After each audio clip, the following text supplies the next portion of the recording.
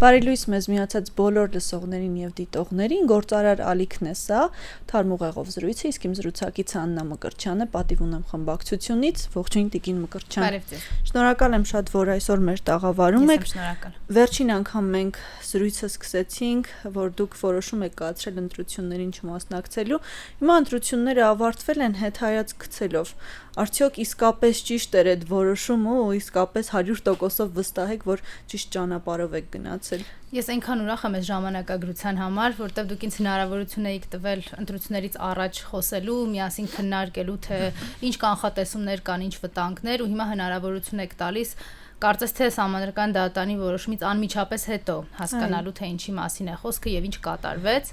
Մենք շատ հաճախ ենք, չէ՞, սիրում բոլորս ասել, որ այս հետին խելքը լիներ, հաստատ այսպես կանեի։ Ես կարող եմ ուղղակի փաստել, որ այս անգամ հետին խելքի անհրաժեշտություն չեղավ։ Այն ամեն ինչ որ ակնհայտ էր, այն ամեն ինչի մասին ինչ որ մենք խոսում էինք, ընդ որում ոչ միայն այդ քարոզարշավի մի քանի տասնյակ օրերի ընթացքում, այլ դրանից շատ ավելի առաջ տեղի ունեցող իրադարձությունների մասին ուղղակի եղավ, փաստագրվեց։ Բռնաճնշումներ, վարչական ռեսուրս, ընտրակաշարք, պետական բյուջեն կներեք, բայց Նիկոլի ջեբի փող օգտագործվելու բացառիկ դրվագներ, ողջ իրավապահ եւ պետական ապարատ, որը լծված է կեղծելու ընտրությունները, եւ իհարկե չզարմացնող եւ որևէ կերպ այս դրամաբանությունից չշեղվող Սահմանադրական դատարան, որը շատ լավ գիտի, թե իրենից ինչ է սպասում Նիկոլը, եւ նույնիսկ միայն այն փաստը, որ գիտենք կա 50,000-ից ավել Հայաստանի քաղաքացի, ում ձայնը վերցրել եւ գցել են աղբարկղը, դա ընդ որում բացահայտված դրամաբանության մեջ։ Այնքան որ անհրաժեշտ չէր Նիկոլի թվերի մեջ այդ 50,000 Հայաստանի քաղաքացու ձայնը, նետեցին աղբարկղը եւ ավարտեցին։ Մենք ուրախ չենք այս կանխատեսումների իրականացման համար, որտեղ տեղի ա ունեցել վատագույն սցենարը։ Այն ամենավատը, որ մենք իրար հետ քննարկել ենք, դա տեղի ա ունեցել, եւ այս համատեքստում յուրաքանչյուրիս կյանքի վրա ունենալու է իհարկե բացասական ազդեցություն ու Հայաստանի Հանրապետության ընդհանուր առմամբ արտաքին անվտանգության եւ ներքին կայունության վրա այսօրվա բռնազավթված իշխանությունը չազդել չի կարող ուղղակի։ Այ իշխանության թիմը չի համաձայնում այն պնդման հետ, որ կեղծիքներ տեղի են ունեցել եւ հակառակը պնդում է, որ հենց քարոզարշավի ընթացքում բազմաթիվ դեպքեր են բացահայտվել ընդդիմադիր ուժերից, որոնք կաշառք են բաժանել եւ իհարկե անմեղության կանխավարկած մենք փորձենք չխախտել, բայց այդ դեպքերը քննվում են, շարունակվում են ընթացք տալ դրան։ Այ ինչ կասեք, օրինակներով, եթե ունենք, փորձենք օրինակներով քննարկել, որ ավելի պարզ ու հստակ լինի։ Դուք բացառիկության տրամաբանության մեջ տարակ աստիկ անմեղության կանխավարկած Հայաստանում մեռելա անմեղության կանխավարկած էին նույն օրը, երբ որ մեռելա քրեական օրենսգիրքը, այն նույն օրը, երբ որ Նիկոլը ուղարկել է առաջին SMS-ը եւ շրջափակել է առաջին դատարանը իր ուզած որոշումը ստանալու համար։ Ներկայացված քրեական գործեր, կարված քրեական գործեր, դրանք Հայաստանի Հանրապետության իրավապահ համակարգը, որը ամբողջությամբ ծառայեցված է Նիկոլին, այլևս զարմանալու չի։ Իրենք մոնտաժում են ձայնագրություններ, բառից բուն իմաստով, մոնտաժում են միգուցե շաբաթների, միգուցե օրերի միջակայքի մեջ արված խոսակցությունների, բառերի կտրտած արտահայտությունների իմաստով եւ հետո մարդկանց առաջադրում են ինչ-որ կեղծ մեղադրանքներ։ Դուք ընտրակաշառքից եք խոսում, թույլ տվեք ես ավելի ծանր հանցագործության եւ անթույլատրելի հանցագործության մասին խոսեմ, ինչպիսին է ահաբեկչությունը, որ իրենք վերագրում էին օրինակ Բագրատ Սրբազանին, մոնտաժել էին Բագրատ Սրբազանի ամիսներ շարունակ շատ տարբեր կոնտեքստներում, շատ տարբեր անձանց ասված եւ շատ տարբեր մարդկանց հետ տեղի ունեցած խոսակցություններից, զրույցներից, քննարկումներից, դա դարձրել էին իրական սպառնալիք պետական համակարգի դեմ կամ կոնկրետ իշխանականներին ինչ-որ վնաս պատճառելու հիմնավոր կասկած եւ մարդուն ամիսներ շարունակ մեղադրում էին ահաբեկչության մեջ, բաց են թողել հիմա, դատարանում էլ հրաժարվում են ուղղակի հասնել այն փուլին եւ բացատրություն տալ, թե ինչի եք օրինակ հանրայինով, ձեր այդ իրավապահ համակարգի վերնախավով, ձեր իշխանությունը բռնազավթած Նիկոլով կեղծիք տարածել այս մարդկանց մասին, զրպարտելով իրենց ու փորձելով իրենց ներկայացնել իրենց խաղաղ պայքարը, իրենց քաղաքացիական դիրքորոշման արտահայտումը ներկայացնել որպես ահաբեկչություն։ Նույնը իրականացվում է շատ տարբեր դեպքերում ընտրակաշառքների մասով եւ ոչ միայն ընտրակաշառքների, այլ նաեւ, չգիտեմ, քվեարկությանը ինչ որ անձանց դեմ քվեարկելու, ինչ որ անձանց համար քվեարկելու քրեական գործեր այս նույն տրամադրության եւ տրամաբանության մեջ են։ Գիտեք ինչն է մեր մոտ նաեւ այն ամենաաբսուրդայինը ու տպավորությունն է, որ երևի այն երկրում, որտեղ Նիկոլը իշխանությունն է զավթել, արդեն ամեն ինչին պետքա սովորել, բայց դե այս մի դեպքին ոնց որ թե չես կարողանում դեռ համակերպվել, ուրեմն աշխարհի բոլոր երկրներում եւ ընդհանրապես միջազգային իրավունքում էլ ինստիտուցիոնալ իմաստով ընտրակաշառք, վարչական ռեսուրս, արհեստական խոչընդոտների ստեղծումը անում են մարդիկ, ովքեր ունեն դրա պետական լծակները։ Եվ այդ պետական լծակի կրող այսօր Նիկոլն է իր զինված հանցախմբով։ Ու չգիտես ինչի, իրանց ֆանտազիան այնքան առաջ է գնացել, որ իրենք այդ ամեն ինչի մեջ մեղադրում են յուրաքանչյուրիս։ Ես եւ դուք ըստ իրենց քրեական վարույթների շատ ավելի մեծ պետաիշխանական լիազորություններ ունենք, քան այն մարդիկ, ովքեր SMS են ստանում եւ այդ SMS-ները կատարում։ Իր մարդասիրության, ձեր հիշատակած եւ այլևս մոռացված անմեղության կանխավարկածի եւ մնացած ամեն ինչի մասին, ընդհանրապես հայերին ատելու մասին կարելի է եզրակացություն կատարել եւ ընդհանրապես եզրակացության գալ երեկվա մի դեպքից, որը ընդհանրապես մարդու հետ կապ չուներ։ Մի անմեղ ու անպաշտպան կենթանի, որը սպանվել է ընդհանրապես Նիկոլի հրահանգները առավել ցայտուն, առավել իհարկե դիտավորություն տեսնում եմ, առավել հստակ, առավել նվիրված կատարելու համար, ցույց տալու, որ եթե որևէ մեկը Հայաստանում, նույնիսկ այն մարդը, որ քեզ աջակցել է, ով որ քեզ բերել է իշխանության, ով որ նույնիսկ շատ տարիներ անց այդ իշխանության բերելուց հետո քեզ չի հակադրվել եւ ընդհանրապես 8 տարի անց փորձում է իր քաղաքական իրավունքներն իրացնել առանց որևէ ավելորդությունների, քաղաքական իրավունքներն իրացնել, ապա իր կենթանին անգամ կսպանվի, մի կխոշտանգվի միայն նրա համար, որպեսզի դու ունենաս, ոնց էր ինքը ասում, մարտի 1-ից հետո հոգին փառավորվի։ Նիկոլ Փաշինյանը հաճախ հիշեցնում է, որ ինքն էլ է անդիմություն եղել եւ իրեն սատարողներն էլ են հաճախ հիշեցնում, որ ինքը լավ անդիմություն է եղել ժամանակին։ Այ անդիմությունը այսօր ինչ խնդիր ունի։ Եկեք այդ մասով էլ խոսենք եւ մի կողմ դնելով Նիկոլ Փաշինյանին, իր թիմին, ընտրությունների արդյունքները, որքան էլ որ ասում ենք վատ էին արդյունքները ամեն դեպքում կամ վատագույնն են, անդիմության համար էլ լավ արդյունքներ չէին, սրանք կարծում եմ։ Դուք ո՞նց եք գնահատում։ Միանշանակ ես դες հետ համաձայն եմ, պետք չի որ բառախաղի մեջ ընկնել եւ ես շատ ուղիղ կասեմ, որ պարտություն է սա, այդ պարտությունը իհարկե օբյեկտիվ իրականությունում եթե չլինեին հակազդեցության գործիքներ Նիկոլի կողմից եւ արհեստական խոչընդոտներ, որոնք իրականում քրեական օրենսդրության պատժելի են, կլներ պատկերը այլ, բայց դա որևէ մեկին հանգստացնելու համար պետք չի այդ տեքստը ասել, այո, կա պարտություն, որտեղ պետք է հասկանալ, որ Նիկոլը անելու է ամեն ինչ, ինչ որ մեկին թվում էր, որ վստահված անձանց հունիսի 7-ին չեն ծեծելու ընտրատեղամասերում։ Ծեծը տեսել ենք։ Ինչ որ մեկին թվում էր, որ հունիսի 7-ին վստահված անձանց ընտրատեղամասից իրավապահները բերման չեն ենթարկելու, ինչ որ անիմաստ կասկածանքներով, հետո իհարկե ժամերանց բաց են թողնելու, բայց ամբողջ ընտրական process-ը խաթարված է լինելու։ Ինչ որ մեկին այդպես էր թվում, թե իրականում որոշ մարդիկ ովքեր ասում էին, որ ընտրական process-ը լինելու է արդար, համոզված էին, որ Նիկոլը այդպես էլ անելու է։ Հունիսի 6-ին խոսել արդարության մասին, ակնհայտորեն հույս տալ ինքներս մեզ, իսկ հունիսի 8-ին կանգնել ասել, որ անարդար էր, ես ակնհայտորեն տեսնում էի, որ այդպես չի, որովհետև հունիսի ողջ ընթացքում, մայիսի ընթացքում, նույնիսկ եկեղեցում կարեկցանք չունենալ, չխղճալ եւ ամեն ինչ անել, որպեսզի դպրոցական տղաներ կալանավորվեն Նիկոլի համար, Նիկոլի հրահանգով,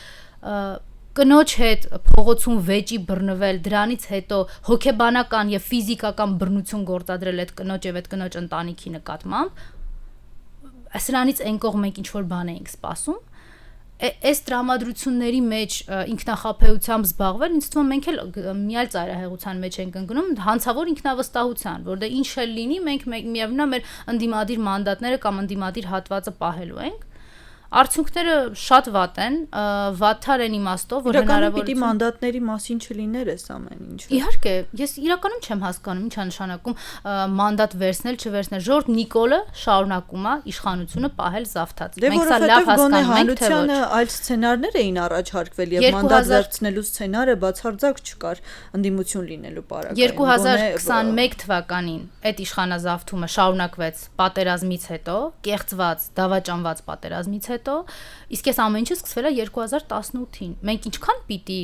ինքներս մեզ վախենանք սա խոստովանել։ Երբ որ ինքը ասում էր կամ ես վարչապետ կլինեմ կամ Հայաստանը վարչապետ չի ունենա, սա ժողովրդավարության մասին չի։ Աշխարհի որ անկյունից էլ մեզ գոռան, որ դուք բաստիոն եք, որովհետև վաճառվում եք այնչափ եւ այնքան, որքան անհրաժեշտ է Նիկոլի աթոռին։ Այն երբ որ այն process-ը, որտեղ որ փողոցում կան դագաղներ եւ կենթանի մարդկանց անուններով ծաղկեպսակներ, դա թավշյա հեղափոխություն չի։ Եկեք ինքնախապեյությամբ չզբաղվենք։ Ու գիտեք, երբ այսօր ընդդիմադիր դաշտում հայտնված մարդիկ շատ հաճախ խոսում են խնդիրներից այսօրվա Հայաստանի եւ ասում են դա սկսվեց հունիսի 7-ին, դա սկսվեց, չգիտեմ, հունիսի 6-ին, դա սկսվեց հուլիսի 11-ին կամ ինչ-որ էլի ինչ-որ ամսաթվերի մեջ տարբեր տարիների, այստեղ գիտեք անկեղծության կամ տեղեկացվածության խնդիր կա։ Ու գիտեք, սա ինքնանպատակ չի մեզ բարձրաձայնումը։ Մենք պիտի սկզբնաղբյուրը հասկանանք, չէ՞ խնդրի։ Մենք պիտի հասկանանք այդ իրավապահ համակարգը երբ հպատակեցվել։ Եթե մեզ թվում է, որ դեռ մեզ չեն հասել, մեզ չեն կալանավորել, ուրեմն Նիկոլի իրավապահ համակարգը լավն է եւ Նիկոլն էլ իշխանազավթ չի, այ հենց կհասնի այս մեր ստուդիա նոր այդ ժամանակ մենք կխոսենք արդեն անթույլատրելիության մասին, նոր կխոսենք, որ ինչ որ աղաղակող խախտումների կամ մարդու իրավունքների պաշտպանի բացակայության մասին էս երկրում, դա գիտեք ակնհայտ սուբյեկտիվ մոտեցում է,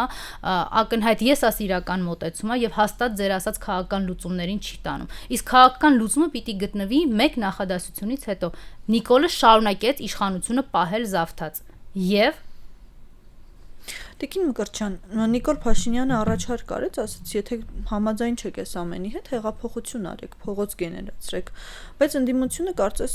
ամեն դեպքում ընտրեց մանդատներ վերցնելը, որովհետև դիտարկում է, որ դա զենք է պայքարի համար։ Դուք ո՞նց եք տեսնում, արդյոք այ ազգային ժողովում եղել եք, նոր ազգային ժողովում չեք լինելու, արդյոք հնարավոր է մանդատներով իսկապես պայքարել դա այդ ժամանակահատվածն է, թե մենք դուրս ենք արդեն այդ տրամաբանությունից եւ փողոցային պայքարն են, մենք հաճախ խոսել ենք այն մասին, որ փողոցային պայքարը իրեն սպառել է, չի կարողանում արդարացնել, արդյոք հասունացել է նաեւ դրա ժամանակը եւ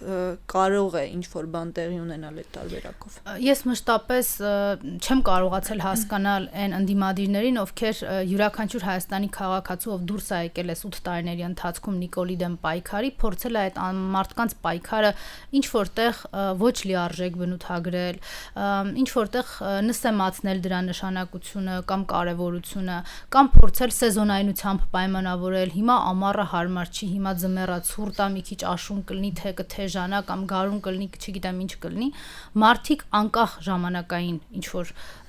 նպատակադրումներից կամ ինչ որ մարդկանց քաղաքական հաշվարկներից, որոնք ակնհայտորեն եղել են, դա էլ թող իրենց խղճին մնա, Հայաստանի քաղաքացիները տասնյակ հազարներով դուրս են եկել փողոց։ Ես այդ քաղաքացիներից մեկն եմ եղել, ամեն փողոցային շարժմանը ունենալով ընդամենը մեկ նպատակ եւ մեկ հույս՝ վռնդել Նիկոլին, առանց քաղաքական հաշվարկների, թե դրանից հետո ով է գալու, ինչ է անելու, ինձ հետաքրքրությունը տեսնում բոլորը ասում էին, որ հետագա սցենարները չկան, այդ պատճառով չի հաջողում։ Նախ հետագա սցենարները այն մարդկանց կողմից, ովքեր քաղաքական նպատակադրումներ ունեցել են, վստահաբար եղել են, իսկ ինչ վերաբերում է Նիկոլին վռնդելուն, բայց հետո քննարկումներին անունների, ես չեմ էլ պատրաստվում դրա մեջ մտնել, չեմ էլ մտել եւ դա իհարկե սխալ չի, որովհետեւ նպատակը ոչ թե ինձ կամ ձեզ որևէ կարգավիճակում տեսնելն է, կարգելն է մեզ հետ հարմարեցնելն է այդ կարգավիճակները կամ մեզ համոզելն է այդ կարգավիճակներով բավարարվելը, այլ իրականում Նիկոլին վռնդելը, որովհետև մենք չենք խոսում քաղաքական իշխանության մասին, որպեսզի ունենանք քաղաքական ծրագրավորում։ Մենք խոսում ենք մարդկանց մասին, ովքեր դավաճանել են մեր պետությունը, մենք խոսում ենք մարդկանց մասին, ովքեր 5000 հայ սպանելուց հետո հայտարարում են, որ մեր զոհերի թիվը պլյուս-մինուս 50 է, իսկ այն գերիները, ովքեր բաքվում են, դեռ պետքա ճշտենք, իրանք հանցագործեն, թե չէ եւ վերջին հաշվով ինչ տարբերություն Բաքվի բանտում են նստելու թե Երևանում։ Մենք այս արտահայտությունները առանց մարդկանց հետ ենք պայքարում։ Մենք պայքարում ենք մարդու հետ, ով եռաբլուրում բռնություն է գործադրել զոհված զինծառայողի մոր նկատմամբ։ Մենք հասկանում ենք ում հետ ենք խոսում։ Մենք պայքարում ենք մեկի դեմ, ով կալանավորել է զոհված զինծառայողի ծնողին, ընդ որում եւ մորը եւ հորը։ Մենք սրանց հետ ենք խոսում։ Սրանց հետ խոսում ենք քաղաքական նպատակահարմարությունից, դե ինձ մոտ ուրեմն տպավորության, որ մենք չենք հասկանում, թե ուր ենք հայտնվել։ Մենք չենք հասկանում, թե ինչի մեջ ենք մենք հիմա։ Ես ձեր թույլտվությամբ չեմ մտնելու ձեր հարցի առաջին մասի մեջ մանդատներ վերցնել չվերցնելու, որտեվ ինձ համար абսուրդ է այդ քննարկումը ընդհանրապես։ Քննարկումը Նիկոլին հեռացնել եւ չհեռացնելու մասին է եւ էր։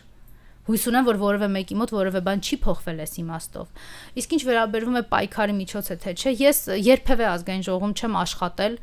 չեմ փորձելու հիմա ձեզ կեղծել, կարծում եմ դուք էլ հետևել եք եւ հնարավորություն ունեցել եք ձեր եզրակացությունները անելու։ Ինձ համար դա եղել է հնարավորություն ուղղակի երաշխավորված ձայն լինելու հարթակը օգտագործելու։ Ես ավելի հեռուն կգնամ ու ձեզ ավելի անկեղծ կասեմ, որ 5 տարի չի եղել բավարար ջանասիրություն եւ կամ արտահայտություն եւ վճռականություն, որովհետև այդ 5 տարիները շարունակել են Նիկոլին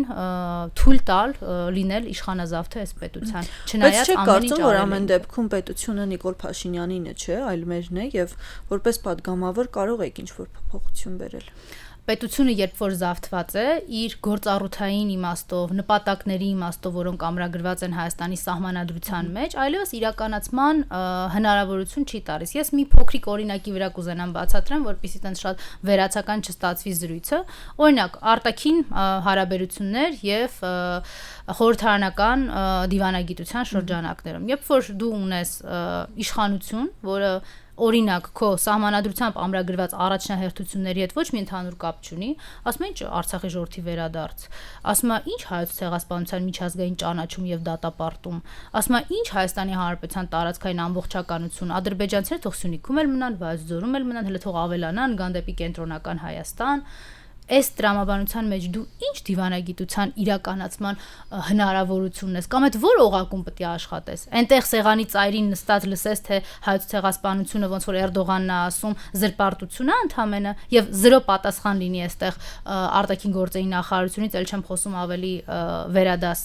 պաշտոնյաներից։ Թե ինքներս մեզ ինքնամխիթարվենք, չգիտեմ ինչ անենք, հա, ոնց մեզ հանգստացնենք, որ մեր երկրի արտաքին գործերի նախարարությունը, այսինքն գերատեսչությունը ղեկավարում է Օմեգան։ Ինչ անենք, այսինքն իմ որպես ընդդիմադիր падգամավորի բացի պայեստկայից գնալը կամ այդ պայեստկայից հրաժարվելը ինչ էր մնում։ Իհարկե հրաժարվելը, որտեվ ես այն սեղանի անկյունում չեմ նստելու, որտեղ խոսում են, որ հայոց ցեղասպանության միջազգային ճանաչումը առաջնահերթություն չի, մենք էլ պետք է պարզենք, տեսնենք, քանի մարդ է ընդհանրապես նահատակվել։ Արևմտյան Ադրբեջան տերմինը շատ վատ տերմին է, ես իհարկե չէի ցանկանա դա կիրառել հատկապես եթերում, բայց քանի որ թշնամի պետությունը շարունակում է այդ մասով բավականին ակտիվ գործունեություն ծավալել, մենք տեսանք վերջին ժամանակներում նույնիսկ պետական պաշտոնյաների մասնակցությամբ ինչպիսի միջոցառում տեղի ունեցավ քարտեզներով մեր պետությունը իրենց վերագրելով իրենց սեփականությունը եւ դրան մենք չտեսանք որևէ արձագանք։ Սա հատկապես հայ հանրությանը հունից հանելու, վախեցնելու մեթոդաբանությունը, թե ամեն դեպքում իսկապես այնա ինչ ցանկանում է թշնամի պետությունը։ Եվ նա, իրենք նախ ցանկանում են ամբողջությամբ բնաջնջել Հայաստան եւ հայկական ինքնություն երևույթները աշխարհի երեսից իրենք դարեր շարունակ դա են ցանկացել իրենց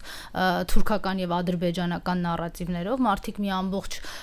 պետություն եւ պատմություն են կեղծում ապացուցելու համար որ հայերը գոյություն չունեն ու եկել հասել են իրենց համար պատմական մի հանգրվանի որտեղ Հայաստանում կա ոչ բարով վարչապետի աթոռին նստած մեկը ով ասում է այդքան է դեմ չի այդ որ քոչվոր լինելու մեր իմաստային ընկալման ասում են այդտենց մեծ տարբերություն էլ չկա Մակի ամբյուն է հասցրել Ալիևը իրենց այդ կեղծ եւ կեղտոտ նավթադոլարներով քարոզվող արևմտյան Ադրբեջան թեզը բայց մեզ առաջարկ ունի մեր իշխանությունը ասում մի լսեք մի տեսեք Այնքան ժամանակ, քանի Ադրբեջանը այդ կասի Երևանի կենտրոնից։ Նույնը ասում են Սյունիքի հետ կապված, երբ որ մենք խոսում ենք առաջ խաղացումից, դիրքեր գրավելուց, երբ որ ասում ենք մարդիկ չեն կարողանում այցելել իրենց գերեզմաններ, ասում ենք դուք թույլ չեք տալիս ձեր իրավապահ համակարգով, որ մարդիկ գնան մշակեն իրենց պատկանող սեփականության իրավունքով պատկանող հողերը, որտեղ ուղիղ նշանակակետի տակ են, ասում եք, գիտեք ինչ, կոնֆլիկտածին է ձեր գոյությունը։ Հասել ենք այնտեղ, որ Նիկոլն ասում է, որ հայ ժողովուրդ, ձեր շնչելը եւ արտաշնչելը կոնֆլիկտածին է Ադրբեջանի համար նենց արեք որ հանգարց չլսեն Պատերազմով էր Նիկոլ Փաշինյանը կարծես թե վախեցնում հայ հանրությանը, եթե սահմանադրական մեծամասնություն չունենա։ Եվ նա չունեցավ սահմանադրական մեծամասնություն։ Հիմա սպասում ենք պատերազմի։ Պատերազմի ամենամեծ բերողը իր գործողություններով, հայ ժողովրդին դավաճանելով դա Նիկոլ Փաշինյանն է, որովհետև այն ծառայամտությունը, որ ինքը դրսևորում է Էրդողանի եւ Ալիևի նկատմամբ, ինձ թվում է իրանք դաժե երազել չէին կարող ուղղակի այդ նույնիսկ Էրդողանի գիրքը գրկելու ձևից տպավորությունն է, որ այս մարդը իրականում անտարբեր չի թուրք-ադրբեջանական աշխարհի իրենց նպատակների, ընդհանրապես իրենց հռչակած այնց ազգային թուրքական պետության, միասնական պետության հանդեպ ընդհանուր առմամբ Սահմանադրական մեծամասնության մասին Հայաստանի Հանրապետության քաղաքացին հունիսի 7-ին էլ արեց ամեն ինչ իրենից կախված է։ Մենք փողոցային շարժումների մասին խոսեցինք, չնայած դրանք հանդիպել են Նիկոլի համառ դիմադրությանը, ընդ որում քրեորեն պատժելի դիմադրության մասին է խոսքը, նռնակներ նետելով, ծեծ ու ջարդ կազմակերպելով, մարդկանց ահաբեկելով, ամեն անգամ Նիկոլ էսպես է դիմավորել Հայաստանի խաղաղ ցուցարարին։ Քաղաքացուն, ով իր քաղաքացիական դիրքորոշումը որոշել է արտահայտի խաղաղ հավաքի միջոցով։ Մարդիկ նաև հունիսի 7-ին այնպես արեցին, որպեսզի կեղծիքը Նիկոլի հնարավորություն չտա հատելու 65%-ը, որտեղ այն ինչ որ իրանք կազմակերպել են, մենք բոլորս հասկանում ենք, որ իրանք կազմակերպել են դա նույն Բարգավաճ Հայաստանի ձայները գոնե մեր աչքի առաջ 50,000-ը ջնջելով, էլ չեմ ասում մնացածը այլ այդ Վրաստանում Հայաստանի կեղծ անձնագրերի թեման, որ ընտրությունից առաջ տենց միանգամից մարեց, հիշում եք, ինչ որ տեղեկատվություն կար, որ քրեական գործ կա Վրաստանում, որում մի քանի հատ որտեղ անհասկանալի թվականակով Հայաստանի Հանրապետության կեղծ անձնագրեր կան, հետո միանգամից մեռավ այդ թեման ու այսպիսի շատ այլ բաներ գրանցումներից մինչև չհստակեցված ցուցակներ, բայց ըստ էության Հայաստանի քաղաքացու ակտիվությունը իրեն թույլ չտվեց, որպեսզի ունենա այդ 65% ասածը։ Ընդ որում հիմա ինքը վրեժ ալուծում Հայաստանի քաղաքացիներից դրա համար։ Հիմա տասնյակ հազարներով, վերջի օրենքով մի 2 օր առաջ ընդունված, իրենք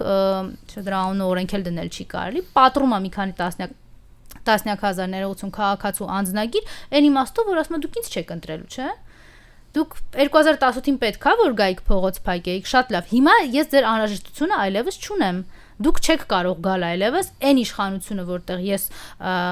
ունեմ հնարավորություններ անելու ամեն ինչ։ Խոսքը մեկ տարվա ժամկետի մասին է։ Հայաստանի Հանրապետության քաղաքացիների ընտրական իրավունքը սահմանափակելու մասն է, այո, եթե դու Հայաստանի քաղաքացի ես, դու ունես Հայաստանի քաղաքացու իրավունքների եւ պարտականությունների ողջ ծավալը։ Տիկին Մկրտչյան, եկեք հասկանանք էլի ամեն դեպքում կան մարդիկ, ովքեր իհարկե Հայաստանի Հանրապետության քաղաքացի են, բայց իրենց կյանքի ընթացքում ծառայում են այլ պետության հարկեր են վճարում, գործունեություն են ծավալում, որքանով է արդարացված որոշում կայացնել ու թողնել գնալ։ Մի կողմ թողնելով, թե որքանով է նաև էս իրանց երկիրը, որոշում կայացնելուց հետո պետքա կրել այդ պատասխանատվությունը կախված նրանից Նիկոլ Փաշինյանն է իշխանության, թե օրինակ ընդդիմությունը։ Այդ վեճը կարող է ունենալ ցանկացած մի իշխանություն, որը 2018 թվականին պետությունը չի զավթել եւ պետությունը զավթելու համար սփյուռքահայերին բոլոր պետություններից չէր հորդորում վերցնել արձակուրդ եւ գալ այստեղ փակել փողոց։ Դա կարող էր վերաբերվել ցանկացած այլ իշխանության, որը տարիներ շարունակ չէր պնդում, որ Սփյուռքի եւ Հայաստանի, հեսա ինքը գալու է եւ սփյուռքահայերը Հայաստանում սկսելու են պետական պաշտոններ զբաղեցնել։ Դա ցանկացած անձ կարող էր ընդ որում տեսական քննարկումից անցնել դրա իրավակիրառ պրակտիկ գործունեությանը։ Մենք խոսում ենք բացառիկ կեղծավորի մասին, ով 18 թվականին ասում էր եկեք իմ հետ դագաղ պարացրեք, որտեվ ինձ տենց է պետք, ու էլի թողեք գնացեք նույն երկրները, որտեղ դուք ապրում եք, որևէ խնդիր չկա։ Այդ այն մարդն ով 2018 թվականին ընտրվելով վարչապետ, առաջինը գնաց Սփյուռքի գաղթօջախներ ու ներկայացնում էր իրենց կարևորությունը, ասում էր մենք ձեզանից հոմենակ փող չենք ուզում։ Մենք ուզում ենք ձեր նաև որոշումների կայացնելու այս մասնակցայնություն ունենալու հանգամանքը։ Բա հիմա այդ մարդը ասում է այդ պասպորտները տվեք, ես հերթով ճղեմ թափեմ։